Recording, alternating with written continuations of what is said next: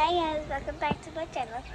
Today I'm going to school, and today it's also gonna be a rainy day.